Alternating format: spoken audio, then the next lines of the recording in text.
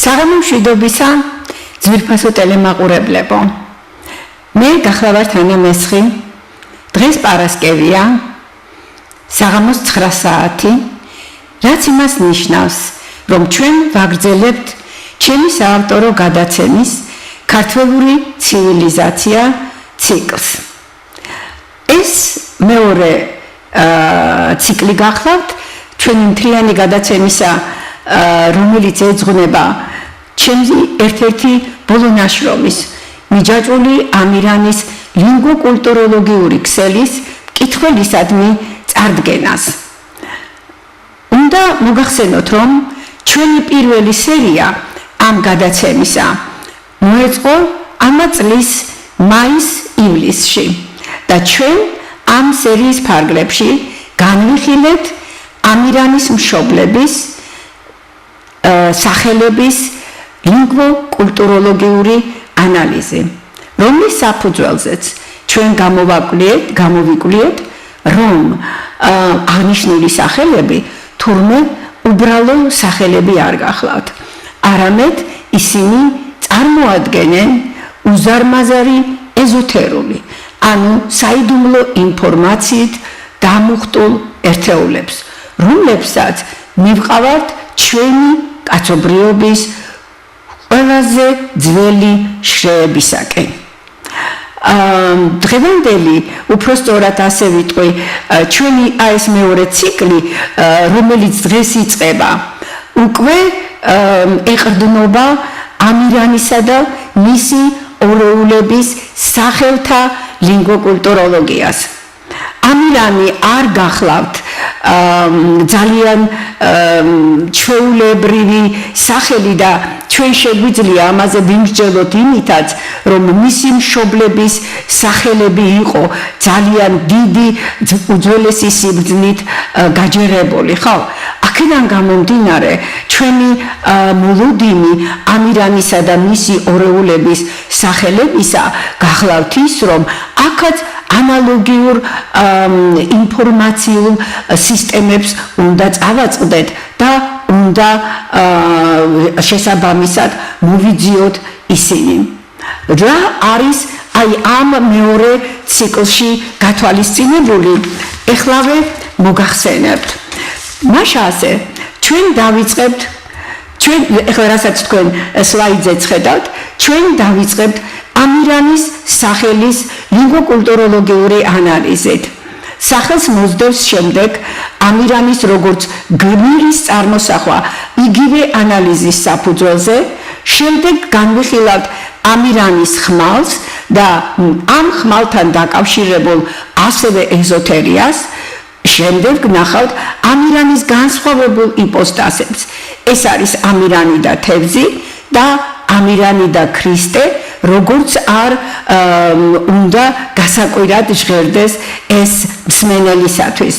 განვიხილავთ აგრეთვე უკვე მერე ამირანის ორეულებს, აფხაზური აფსკელი, რომელიც აღმოჩნდება, რომ სულაც არ ყოფილა აფხაზური, არამხუტუ, რომელიც არის მეგრული ორეული ამირანისა, ასევე მხერი, რომელიც არის სომხური ორეული ამირანისა, როგორც ამას მკვლევრები მიიჩნევენ და სავსებით შესაძლებელია, რომ ამ ჯგუფში ჩვენ შევიყვანოთ აგრეთვე ამბრი არაბის სახელი. ამბრი არაბი არ გახლავთ ამირანის ორეული, მაგრამ ამირანიანის ერთ-ერთი გმირია. ეს ისეთი გმირია, რომელთანაც უბრალოდ შეჭიდებას ლამობს ამირანი. ამირანის დღეებში ვაჟკაცობა, სიკვდილი, ქვეყნის ხალხის მოყვარეობა, ეს სამშობლოს სიყვარულიც, ეს ყველაფერი განსხეულებული იყო მამაკაცში, როგორც ვაჟკაცში. ამიტომ ამირანისთვის და მისი ტოლი, თუ შეიძლება ასე ითქვას, ფალავან მეგობრებისათვის, რა თქმა უნდა, ყველაზე მნიშვნელოვანი ადგილი ეს იყო საჭიდაო არენა, სადაც ისინი თავისზე უფრო ძლიერ ფალავნებს დაამარცხებდნენ. აი ვინაიდანაც სწორედ ამ ამბრი არაბს ასეთი სახელი ჰქონდა გავარდნილი, ამირანმა სწორედ ამის გამო გადაწყვიტა მასთან შეჭიდება. აი ეს იქნება ჩვენი მეორე სერიის საკმაოდ დატვირთული შინაარსი, თუმცა დღეს რა თქმა უნდა აუცილებლად უნდა დავიწყოთ თვითონ ამირანის ანუ ჩვენი ქართული თქმულებების ერთ-ერთი საუკეთესო გმირის და ერთ-ერთი პირველი გმირის ვიტყოდი და ქართველი ხალხის განზოგადებული სახის ამირანის სახელის დეშიფრირებით. არც ეს დეშიფრირება რომ მოგახსენოთ მარტივი. საქმე იმაშია, რომ არსებობს ამირანის განსხვავებული წარმომავლობის, ანუ არაქართველური წარმომავლობის შეხედულება, რომელიც ნიკო მარს ეკუთვნის და ჩვენ განვიხილავთ მას სულ ცოტა ხანში, შემდეგ განვიხილავთ ამირანის ქართველურ წარმომავლობას და ამ საკითხის განხილვაში ჩვენ აუცილებლად შევეხებით ამირანის სახელის გემატრიასაც და ჩართული იქნება რა თქმა უნდა აქ ამირანთან დაკავშირებული რიცხვითი მნიშვნელობები და შემდეგ უკვე გვექნება სახელის ამირანი კავშირი სადამწერლობო სისტემებთან, უპირველეს ყოვლისა კი ანბანურ სისტემასთან და აქაც ჩართული გვექნება გემატრიული კომპონენტები. აი ასეთი გეგმით უნდა წავიდეთ ჩვენ ამირანის სახელის დეშიფრირებაში, თუმცა აქვე მოგახსენებთ, რომ ეს იმდენად დიდი თემა გახლავთ, რომ ჩვენ რა თქმა უნდა ამას ჩვენს დღევანდელ საუბარში ვერ მოვასწრებთ და მისი გაგრძელება შემდეგ პარასკევს იქნება. მაშა ასე, ამირანის სახელის ამირანი აფხაზური წარმოშობა. სახელის ამირანი აფხაზური წარმოშობა ბატონ ნიკო მარს ეკუთვნის. აქვე აღნიშნავ იმ ფაქტს, რომ ნიკო მარს ამირანის წარმოშობაზე მიაჩნია, უпростоრად გააჩნია ორი შეხედულება. ერთ-ერთის მიხედვით, რომელიც დაყრდნობილი არის ამირან დარეჯანის, ასე ვთქვათ, ეტიმოლოგიაზე, მარის აზრით და მომდინარეობს არაბულ-სპარსული ფრაზიდან ამირ ან დარეჯან, სადაც ჯან წარმოადგენს ჟარგონულ შემოკლებას სიტყვისა ჯაჰან და ჩვენ ეს უკვე განვიხილეთ ამირანის დედის დარეჯანის სახელთან კავშირში და თუ გახსოვთ, იქ ვახსენეთ ჩვენ, რომ ასეთი ეტიმოლოგია, როგორც ბატონ მარს გამოხავს, პრაქტიკულად ეწინააღმდეგება როგორც ენათმეცნიერულ, ასევე ფილოლოგიურსა და სტილისტურ პრინციპებს. აქედან გამომდინარე, რა თქმა უნდა, ჩვენ ამ საკითხს დღევანდელ ჩვენ საუბარში არ შევეხებით, არამედ ჩვენ შევეხებით ნიკო მარის მეორე შეხედულებას ამირანის სახელის წარმოშობის შესახებ, რომელიც აფხაზურს უკავშირდება. ნიკო მარი, როდესაც ამ საკითხზე საუბრობს, იგი ამბობს, რომ ფაქტობრივად აფხაზურში არის ორი ვარიანტი და ახლა თქვენ ამას ხედავთ სლაიდის მარჯვენა კუთხეში. ეს ვარიანტები არის ამრა და ამრ. ამრში ხაზგასმულიც არის ხმოვანი, შუაში მდგომი ხმოვანი, რომელიც გახლავთ ეგრეთ წოდებული შვა, ანუ ნეიტრალური ხმოვანი. როდესაც ჩვენ ორი ვარიანტი გვაგვაჩნია, რომელიმე სახელისა, ან თუნდაც სამი ან მეტი, რა თქმა უნდა, აქ წამოიჭრება ხოლმე საკითხი მათი რომელიმე ვარიანტის პირველობაზე. ანუ ხომ არ არის აქ გარკვეული ფონეტიკური ცვლილებები, რომლებსაც აღნიშნული ვარიანტები ექვემდებარებიან და ეს ვარიანტები, ეს ორი ვარიანტი სწორედ ასეთ წყვილს წარმოადგენს. საქმე იმაშია, რომ ეს მეორე ვარიანტი ხმოვნიანი ამერ, რომელშიც ნეიტრალური ბგერა ფიგურირებს და ეს ნიკო მარის ტრანსლიტერაცია გახლავთ, უკვე მიუთითებს იმაზე, რომ ფაქტობრივად აღნიშნული ვარიანტი წინ უსწრებდა მეორე ვარიანტს, ეს არის ამრა და ეს წინსწრება განპირობებულია იმ ლინგვისტური პრინციპით, რომელიც ითვალისწინებს სრული ხმოვნის დასუსტებას და ამ დასუსტებული ხმოვნის ამოვარდნას. დასუსტებული ხმოვნის ამოვარდნა ეს გახლავთ ფონეტიკური ცვლილების ბოლო საფეხური.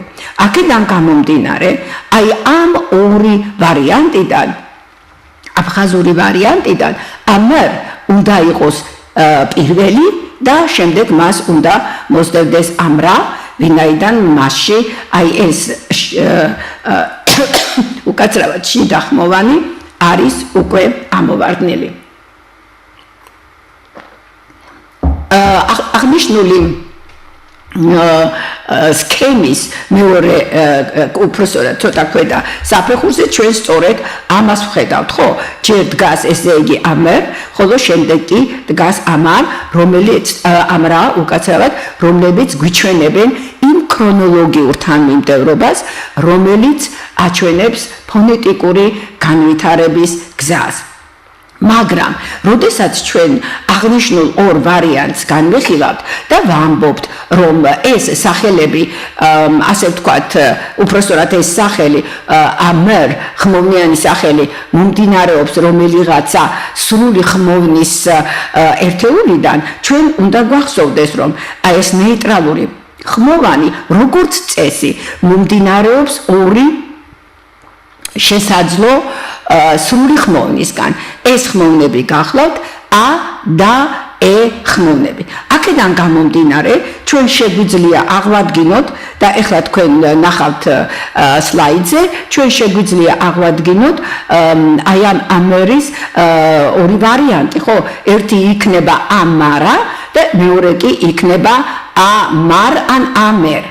როდესაც მე დავიწყე აღნიშნული ფორმების ძიება საქართველოს პარლამენტის ეროვნული ბიბლიოთეკის ვებგვერდზე გამოქვეყნებული არის თეიმურაზ გვანცელაძის აფხაზურ-ქართული ლექსიკონი. ამ აფხაზურ-ქართულ ლექსიკონში მე ფაქტობრივად ვერც ერთი აღდგენილი ფორმა ვერ დავაფიქსირე. ანუ ვერც ამერ და ვერც ამარ. მაგრამ საქმე იმაშია, რომ უпроსწორად ერთ-ერთი ვარიანტი და ახლა თქვენ სლაიდზე ხედავთ, ეს არის ამარა. ეს ამარა ფიგურირებს აღნიშნულ ლექსიკონში, ოღონდ მისი მნიშვნელობა ერთი მხრივ არის მოგვი და ჩექმა. ალბათ თქვენც ხედავთ, რომ ეს მნიშვნელობები ერთმანეთისაგან იმდენად შორს დგას, რომ აღნიშნული ერთეული ფაქტიურად შეუძლებელია, რომ წარმოადგენდეს ამირანის ეტიმოლოგიურ ერთეულს, ხო? აქედან გამომდინარე, ჩვენ ფაქტობრივად აი ეს ამარაც უნდა უგულვებელყოთ ჩვენს ანალიზში, ვინაიდან ფონეტიკური მსგავსების გარდა აუცილებელი არის სემანტიკური მსგავსება ან იგივეობაც. აქედან გამომდინარე, ჩვენ ხმოვნით აღდგენილი ვარიანტები ფაქტობრივად არ გვჭირდება, ვერ გამოგვადგება და უნდა მივხედოთ მეორე ვარიანტს, რომელიც არის ამერის აღდგენილი ვარიანტი ამერა.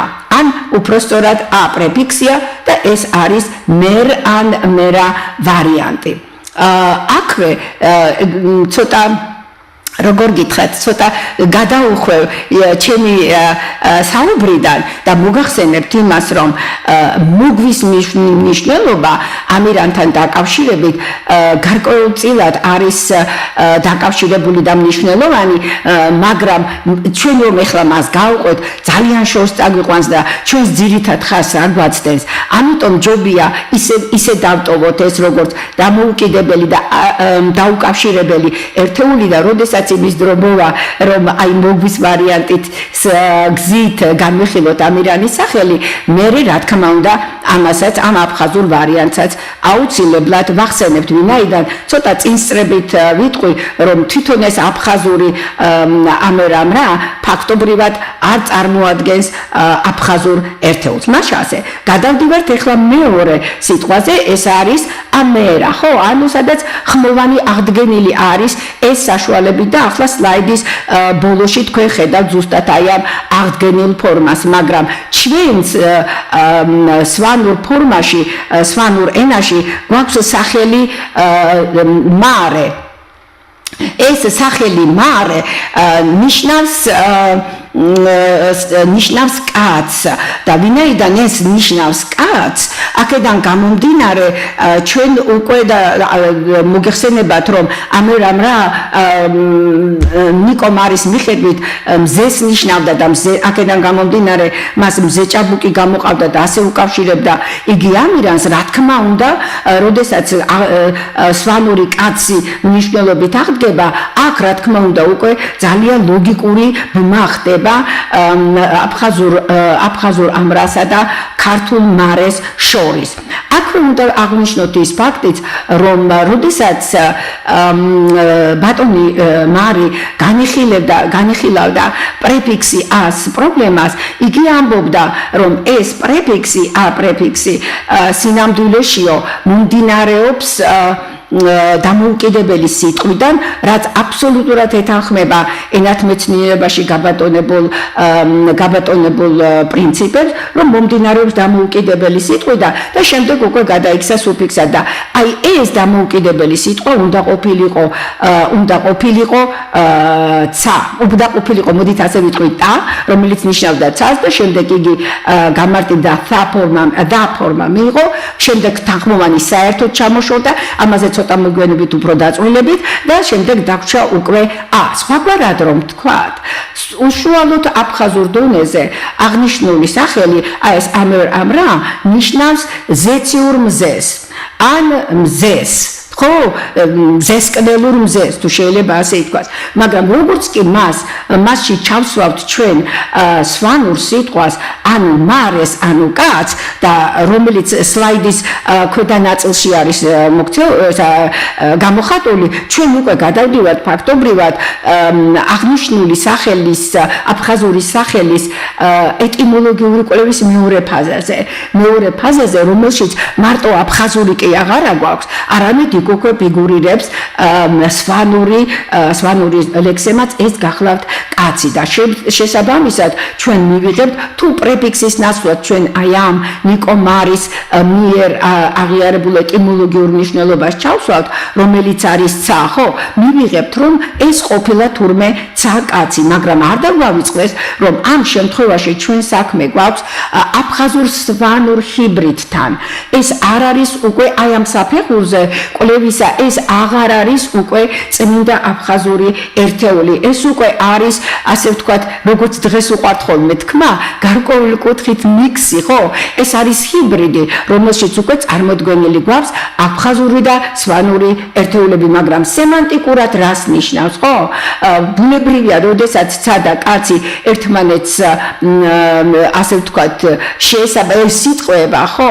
და საერთოდ ერთ სახელს წარმოქმნის, საუბარი ფაქტობრივად არის ზეციურ კაცზე, ანუ იგივე მზეჭაბუკზე, ანუ იგივე ღვთაებრივ პიროვნებაზე, მაგრამ თუ ჩვენ ღვთაებრივ პიროვნებაზე ვლაპარაკობთ, რა თქმა უნდა გაგვახსენდეს ჩვენ ამირანი, რომელიც ნაწილობრივ იყო ადამიანი და ნაწილობრივ იყო ღვთაება და აქ ჩვენ ზუსტად აი ამ ფენომენთან გვაქვს საკითხი. ანუ სვანური ენის საშუალებით სახელში შემოტანილი არის კაცის მომენტი, ხოლო აფხაზური პრეფიქსის საშუალებით, უпростоად მისი ძველი საწყისი მნიშვნელობის საშუალებით შემოტანილი არის ზეცის საკითხი და აქედან გამომდინარე ჩვენ უკვე ვღებულობთ ზეკაცის, ანუ ღვთაების მნიშვნელობას. გავაგრძელოთ ჩვენი კვლევა და ვნახოთ ახლა რას მივიღებთ თუ ჩვენ გამოვიყენებთ ჩემს მიერ მიგნებულ ერთ-ერთ ფორმულას, რომელსაც სინტაქსური არქეტიპი ეწოდება და ამ სინტაქსურ არქეტიპზე მე ჩემი საუბრების პირველ სერიაში ძალიან ბევრი ვისაუბრე. გაგახსენებთ ახლა რა არის ეს სინტაქსური არქეტიპი. როდესაც მე ვიღებ საძიებელი სიტყვის, ანუ ამ შემთხვევაში სვანური, ხო? ეს რომელსაც ვეძებ მე ეტიმოლოგიური ერთეული რომელი არის, აი ამ საძიებელი სიტყვის მნიშვნელობას და ვეძებ მოცემული სიტყვის მნიშვნელობას. მოცემული აფხაზურია, ხო? ანუ აფხაზურ მნიშვნელობას, რაც ნიშნავს მზეჭაბუკსა და მზეს, მას უნდა დაუმატო რა თქმა უნდა სვანური სიტყვა რაც არის კაცი და ჩვენ ვღებულობთ აბსოლუტურად იდენტურ მნიშვნელობას რომელზედაც ეხან უკვე ვისაუბრეთ ეს არის ზეციური კაცი ზეციური მზე ჭაბუკი რაც არის ჩვენი ამირანი და აქ გაგახსენებთ უბრალოდ რომ ამირანი უბრალოდ ამირანი კი არ არის ამირანი არის ქართველთა მზე კაცი და არის ქართველთა განზოგადოებული სახე რაც იმას ნიშნავს რომ თუ ამირანი არის ღვთაებრივი ადამიანი მისი ერით ღვთაებრივი ერი გახლავთ მოდით ახლა წავიდეთ უფრო შორს და ჩვენ მეც ეგან ვახსენე რომ აი ამ აფხაზურ პრეფიქსზე ცოტა დაწვრილებით ვისაუბრეთ მეთქი და მოვიდა დრო რომ სწორედ ეს გავაკეთოთ ახლა და პირველ ამ სლაიდის ზედა რეგისტრში თქვენ ახლა ხედავთ იმ ფონეტიკურ ცვლილებებს რომელი ფონეტიკური ცვლილებების ბატონმა ნიკო მარმა დაგვიტოვა ხო ესე იგი ეს არის და ეს არის მერე და მერე ეს არის ა სადაც თანხმოვანი უკვე საერთოდ ქრება გვქმემოთ და მნიშვნელობა მისი ჩვენ უკვე ვიცით რომ ეს არის ა მაგრამ ახლა ავიღოთ ქართული ცა ავიღოთ ქართული ცა და მოვახდინოთ მისი ტრანსლიტერირება სხვა მაგალითად ლათინური ასონიშნების გამოყენებით და ვეცადოთ ჩვენი ქართული ც გადმოვცეთ აი ამ ლათინური ასონიშნების მეშვეობით რასაც თქვენ ხედავთ უკვე მეორე ხაზზე ხო ქართული ცა რომლის ტრანსლიტერაციაც არის T, S და შემდეგ თავზე არის პატარა H, რაც მის ფრიკატიულ მნიშვნელობაზე მიუთითებს და ეს ფრიკატიული მნიშვნელობა აღნიშნული ბგერისა საბოლოო ჯამში როგორც აფხაზურში ვხედავთ იკარგება, მაგრამ არა მხოლოდ ეგ იკარგება, არამედ აი ეს S-ც იკარგება, ხო? S პლუს აი ეს ფრიკატივის მაჩვენებელი თანხმოვანი მთლიანად ვარდება და ხრჩება მარტო T, რომელიც მარტივდება, რა თქმა უნდა, მარტივი ფორმა გახლავთ ბგერისა და აი ეს ფორმა არის სწორედ აფხაზურში შემორჩენილი, რომელიც შემდეგში კიდევ უფრო გამარტივდა და ამ გამარტივების შედეგად ჩვენ საბოლოოდ მივიღეთ ერთი ხმოვანი A პრეფიქსი.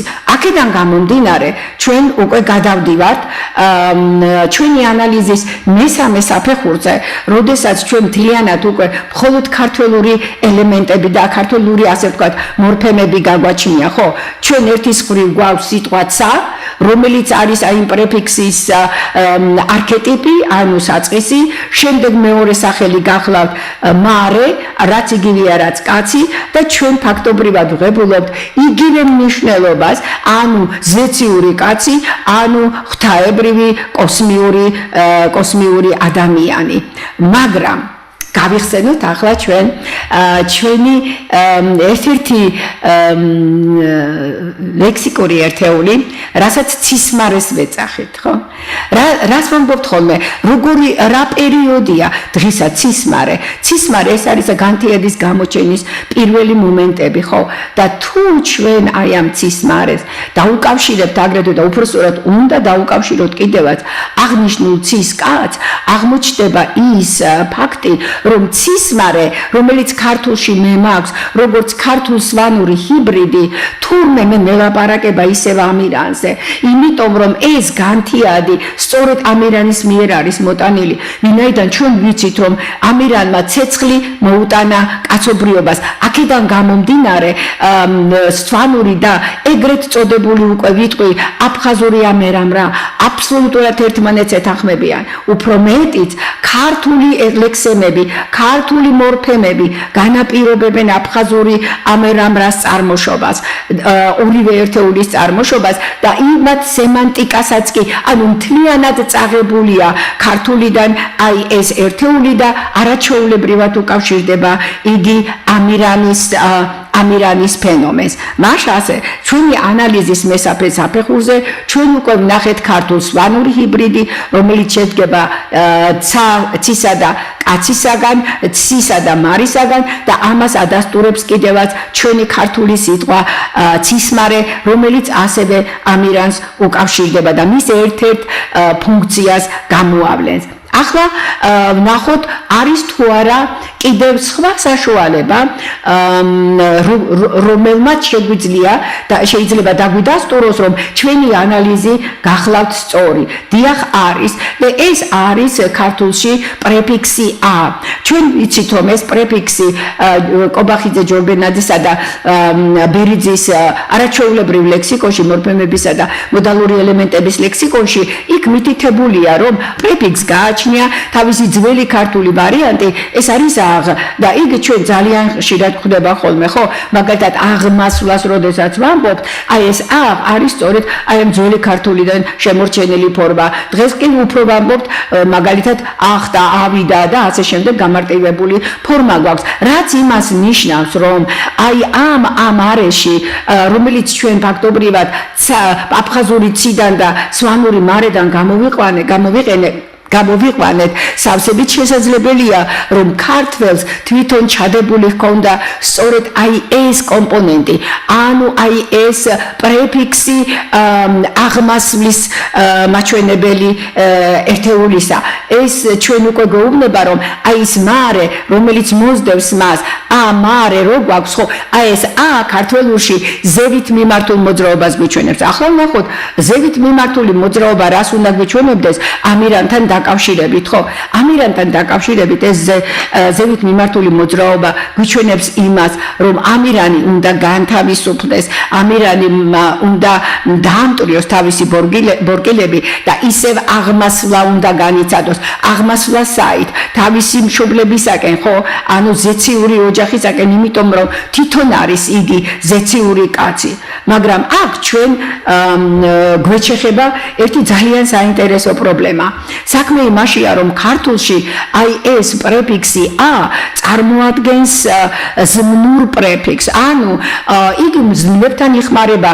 და არა სახელებთან და ამ შემთხვევაში ეს გრამატიკული წესი ჩვენ დარღვეული გვაქვს და შეიძლება ქართველოლოგები შემედავონ რომ ეს შეცდომაა მაგრამ ჩვენ აქ უნდა გვახსოვდეს რომ ამირანი ჩვეულებრივი სიტყვა არ არის ამირანი კოდური ერთეული გახლავთ ეს არის ხელოვნურად შექმნილი სიტყვა რომელშიც იმ ავტორებმა რა ჩაგვიდეს და როგორ ჩაგვიდეს ხო სულაც არ უნდა შეესაბამებოდეს და სულაც არ დაგიდებთ იმ გრამატიკულ წესებს რომლებიც ჩვენ დღეს ქართულ ენაში გვაქვს ის თავისი წესებით მოქმედებს და ეს წესი კი რა არის ეს წესი არის ის რომ უნდა შექმნას მაქსიმალურად ზუსტი ხატი იმ ადამიანისა იმ გმირისა იმ პიროვნებისა რომელზედაც მიდის საუბარი ანუ ამირანის ზუსტი სახე უნდა შექმნას და რადგანაც ზუსტი სახე უნდა შექმნას და მან იცის მისმა ავტორმა იცის რომ ამირანი აუცილებლად განთავისუფლდება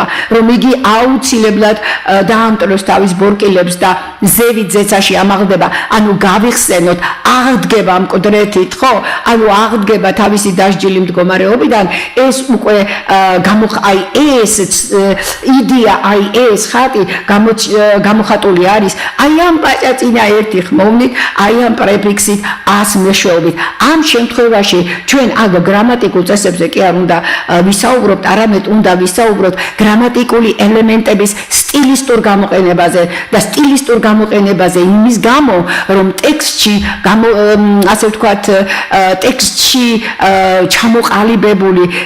ჩამოყალიბებულ სახეს ზუსტად უნდა შეესაბამებოდეს იგი და ეს მართლაც ასია ხო ზე აღმასვლა ზევითასვლა თუცა რაზედაც ჩვენ ვილაპარაკეთ აფხაზურთან დაკავშირებით ფაქტობრივად ქმნის ერთსა და იმავე სახეს ერთსა და იმავე ამირანის სახეს და რაღა თქმა უნდა ქართველური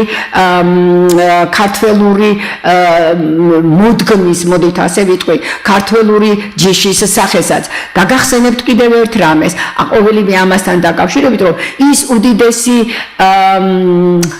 უდიდესი დებულება წინასწარმეტყველება რომელიც ჩვენმა წინაპრებმა დაგვიტოვეს ქებაი და დიდებაის მეშვეობით და აგრეთვე დავათის სტელის მეშვეობით და გვეუბნება რომ აუცილებლად უნდა მოხდეს აღნიშნული ენის აღდგენა და მასთან ერთად რა თქმა უნდა ქართველი ერის და ქართველი ენის აღდგენა აი ეს არაჩვეულებრივად არის გამოხატული სწორედ ისევ და ისევ აი ამ ენობრივ ელემენტებში, იმიტომ რომ გვეუბნებიან რომ ენაა დამარხული, ანუ ენით უნდა მოხდეს ყველაფრის აღდგენა და ენამ უნდა ასე ვთქვათ მოგვაწოდოს ის ინფორმაცია, რომელი ინფორმაციაც ჩვენ ასე გწყურია.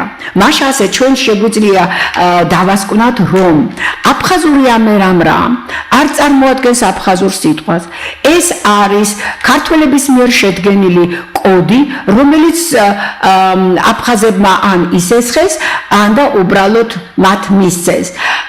აღნიშნული სახელი მომდინარეობს პრეფიქსი a ზემომემართული მოძრაობიდან ან სიტყვიდან დამოუკიდებელი სიტყვიდან ცა, ხოლო მეორე ერთეული, რომელიც არის მრათი გამოხატული, მომდინარეობს სვანური სიტყვიდან მარე, ანუ კაცი. ახლა შევამოწმოთ. მართალია ეს თუ არა? როგორ უნდა შევამოწმოთ? უნდა შევამოწმოთ ისე რომ აი ეს აფხაზ ეგრეთ წოდებული, უკვე ასე ვიტყვი, ეგრეთ წოდებული აფხაზური ამერ, იმიტომ რომ ეს არის მთავარი ქრონოლოგიურად ეს ვარიანტი არის მთავარი, აი ეს ამერ უნდა ავიღოთ და ჩავსვათ ქართულ სიტყვაში ამირანი. და რა ხედავთ? ეხლა თქვენ სლაიდზე ხედავთ ზუსტად აი ამ ჩასმას, ზუსტად ზედა რეგისტრში ამირანში აღვადგინოთ აფხაზური ამერ რომ არის აი განმან და მაგის ფერით კი გიწერიათ ამერ ani. ანუ ერთადერთი განსხვავება, რაც ჩვენ ამ შემთხვევაში გვაქვს, ეს არის დამატებითი სუფიქსი an, მაგრამ ჯერ მოდით დავუბრუნდეთ ისეთ ამერის სიტყვას. როდესაც მე იგივე ამირანის სახელში მაქვს აი ეს ნეიტრალური ბგერა, ეს მე უკვე მეუბნება რომ აქ გაჩერება არ შეიძლება. მე ისევ და ისევ უნდა ჩავყვე ამ ნეიტრალური ბგერის წარმოშობას და მე თუ ამას ჩავყევი ბოლომდე, ისევ იმ ანალიზის ჩატარების აუცილებლობის წინაშე დავდგები, რომელიც ახლა წარმოვადგინეთ. ამიტომ ამას აზრი არ აქვს. აი ეს ამერის კომპონენტი ჩვენ ფაქტობრივად უკვე გაანალიზებული გვაქვს და ვიცით რასაც წარმოადგენს. ჩვენთვის მთავარი არის ახლა ამ კომპონენტის განსაზღვრა. აი ეს ან რას წარმოადგენს? აი აქ ისევ ჯორბინაძე-კობაიძე ბერიძის ლექსიკონს მიუბრუნდები, სადაც აღნიშნული სუფიქსი ან გიჩვენებთ ოჯახიდან ან გვარიდან წარმომავლობას და აქედან გამომდინარე ჩვენ ვღებულობთ რომ ყველა სვანი გურჩიანი, ხარძიანი, ონიანი, დარჩიანი, ქურდე, რა ვიცი, ვინც გნებად, რომლის გვარიც მთავრდება აი ამ ან სუფიქსზე, ეს იმას ნიშნავს, რომ ისინი სუყველანი არიან ამირანის ღვთაებრივი ოჯახის წარმომადგენლები. ანუ სხვაგვარად, ჩვენ ქართველები, ისევე როგორც ყველა სვანი და რა თქმა უნდა, როგორც ჩვენი სათაყვანებელი ხარკაცი, ამირანი ღვთაებრივი წარმოშობის ადამიანები, ანუ ერი გახლავართ. აი ამით მე მსურს დავასრულო ჩემი დღევანდელი საუბარი. შემდეგ პარასკევს ჩვენ გავაგრძელებთ ამირანზე საუბარს. ეს უკვე იქნება ამირანის ქართველური ეტიმოლოგია და გემატრია და დაგემშვიდობებით. დღეს დიდი მადლობა ყურადღებისათვის. კარგად გრძანდებოდეთ.